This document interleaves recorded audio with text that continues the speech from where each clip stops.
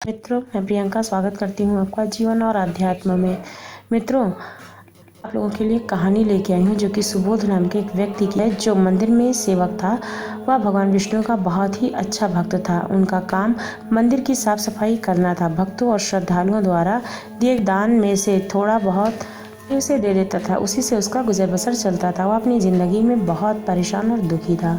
वह दिन भर भगवान से अपनी ज़िंदगी की गरीबी और दुखों की शिकायतें करता रहता था। एक दिन शिकायत करते हुए वह भगवान से बोला, भगवान जी, आपकी ज़िंदगी कितनी आसान है। आपको बस एक जगह आराम से खड़े रहना पड़ता है। मेरी ज़िंदगी को देखो, मैं कितनी कठिन ज़िंदगी जी रहा हूँ। दिन भर कड़ी मेहनत करता हूँ, तब कहीं जाके 2 जून की रोटी नसीब हो पाती है। काश मेरी ज़िंदगी भी आपकी तरह होती। उसकी रोज़ रोज़ की शिकायत सुनकर एक दिन भगवान विष्णु ने उसे दर्शन दिया और उससे बोले कि तुम जैसा चाहते हो, जैसा सोच रहे हो वैसा नहीं है। मेरी जगह रहना बिल्कुल आसान नहीं है। मुझे बहुत सारी चीज़ें देखनी पड़ती हैं, बहुत सी व्यवस्थाएं करनी पड़ती हैं। ये हर किसी के बस की बात नहीं होती है। यह सुनकर सुबोध बोला कि भगवान जी, कैसी बात कर रहे हो आप? आपका काम तो बड़ा ही आसान है। आपकी तरह तो मैं भी दिन भर खड़े रह सकता हूँ। इसमें कौन सी बड़ी बात है? भगवान विष्णु बोले, सुबोध, तुम नहीं कर पाओगे। इस काम में बहुत धैर्य की आवश्यकता पड़ती है। सुबोध जिद करने लगा और बोला, मैं ज़रूर कर पाऊँगा।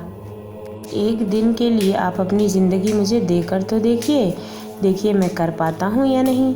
आप जैसा बताएंगे मैं वैसा ही करूँगा।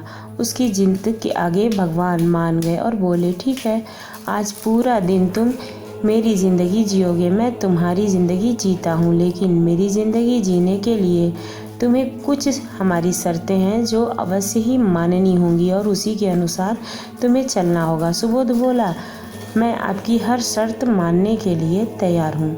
भगवान विष्णु बोले, ठीक है, तो ध्यान से सुनो। मंदिर में दिन भर बहुत से लोग आते हैं और तुमसे बहुत कुछ कहेंगे। कुछ तुम्हें अच्छा बोलेंगे और कुछ तुम्हें बुरा भी बोलेंगे। तुम्हें हर किसी की बात चुपचाप एक जगह मूर्ति बनकर खड़े रहकर धैर्य से सुननी है और उन पर कोई प्रतिक्रिया नहीं देनी है।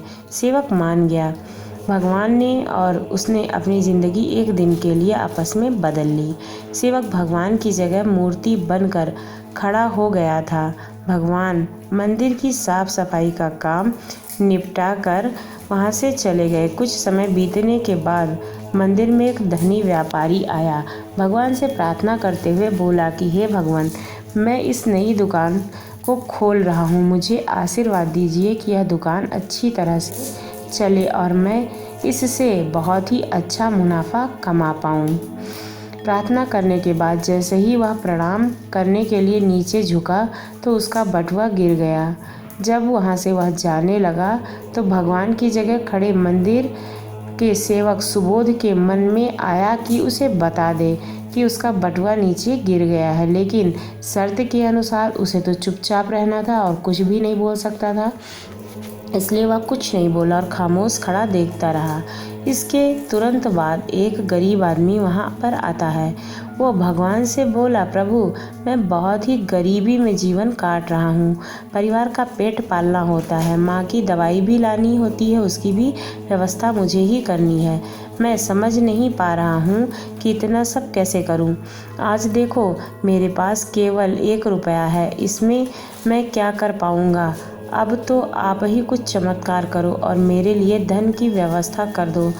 प्रार्थना करने के बाद जैसे ही वह जाने लगा, उसे नीचे गिरा व्यापारी का बटुआ दिखाई दे गया। उसने उस बटुए को उठा लिया और उस बटुए को उठाते हुए उसने भगवान को धन्यवाद देते हुए बोला, प्रभु, आप धन्य हैं। आपने मेरी प्रार्थना इतनी जल्दी सुन ली। इन पैसों से मेरा परिवार कुछ दिन भोजन तो अवश्य ही कर सकता है। माँ की दवाई की व्यवस्था भी हो जाएगी। भगवान को धन्यवाद देकर जब वो वहाँ से जाने लगा तब भगवान बने मंदिर के सेवक का मन हुआ कि उसे बता दे कि वह बटुआ तो व्यापारी का है, मैंने उसे नहीं दिया है। वह जो कर रहा है वह चोरी है, लेकिन शर्त के अनुसार वह चुप रहने के लिए विवश था, इसलिए मन ही मन अपनी बातों को चुपचाप सह गया। मंदिर में आने वाला तीसरा व्यक्ति एक नाविक था। वह 15 दिन के लिए समुद्री यात्रा पर जा रहा था। उसने भगवान से प्रार्थना की कि उसकी यात्रा सुरक्षित और सकुशल वापस आ सके। वह प्रार्थना कर ही रहा था कि धनी व्यापारी वहाँ पर आ जाता है वापस। वह अपने साथ पुलिस भी लेकर आता है। नाविक को देखकर वह पुलिस से बोला, मेरे बाद यह व्यक्ति मंदिर में आया है, जरूर इसने ही मेरे बटुए को चुराया होगा, आप इसे गिरफ्तार कर लीजिए। पुलिस नाविक को पकड़कर ले जाने लगती है। भगवान बने सुबोध को अपने सामने होता हुआ यह अन्याय सहन नहीं हुआ। शर्त के अनुसार उसे चुप रहना था, लेकिन उसे लगा कि बहुत गलत हो चुका है। यदि अब मैं चुप रहा तो एक बेकसूर आदमी को व्यर्थ में ही सजा भुगतनी पड़ेगी। उसने अपनी चुप्पी तोड़ते हुए कहा, आप गलत व्यक्ति को पकड़कर ले जा रहे हैं। इस व्यापारी का बटुआ इस नाविक ने नहीं, बल्कि इससे पहले आए हुए एक गरीब व्यक्ति ने चुराया है। मैं भगवान हूँ और मैंने सब देखा है। भगवान की बात पुलिस कैसे नहीं मानती। उनकी बात मानकर उन्होंने नाविक को छोड़ दिया और उस गरीब व्यक्ति को पकड़ लिया। उसने बटुआ लिया था। शाम को जब भगवान वापस आए तो सुबोध ने पूरे दिन का वृत्तांत सुनाते हुए उन्हें गर्व के साथ बताया कि आज मैंने एक व्यक्ति के साथ अन्याय होने से रोक दिया है। देखिए, आपकी ज़िंदगी जीकर आज मैंने कितना अच्छा काम किया है। उसकी बात सुनकर भगवान बोले, ये तुमने क्या किया? मैंने तुमसे कहा था कि चुपचाप मूर्ति बनकर खड़े रहना, लेकिन तुमने वैसा नहीं किया है।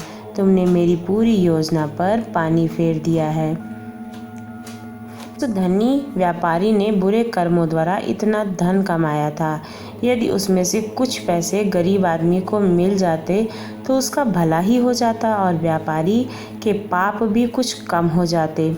जिस नाविक को तुमने समुद्री यात्रा पर भेज दिया है, वह अब वहाँ से जीवित वापस नहीं आ पाएगा। समुद्र में बहुत बड़ा तूफान आने वाला है।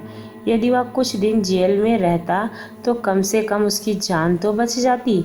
सेवक को यह सुनकर एहसास हुआ कि वह तो बस वही देख पा रहा था जो उसकी आँखों के सामने हो रहा था। जो भगवान ने निर्धारित किया था वो नहीं दिख रहा था। साधारण मनुष्य भगवान की योजनाओं को कभी समझ नहीं पाते हैं।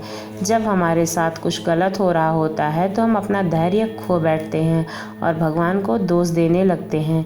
हम ये समझ ही नहीं पाते कि इन सब के पीछे भगवान की कोई न कोई योजना अवश्य ही होगी। ऐसा समय में हमें भगवान पर विश्वास रखकर धैर्य धारण करने की आवश्यकता होती है। इसलिए चिंता ना करें। यदि आपकी मर्जी से कुछ नहीं हो रहा है तो इसका अर्थ यह है कि वह भगवान की मर्जी से हो रहा है, और भले ही देर हो, लेकिन भगवान की मर्जी से जो भी होता है वो बहुत ही अच्छा होता है।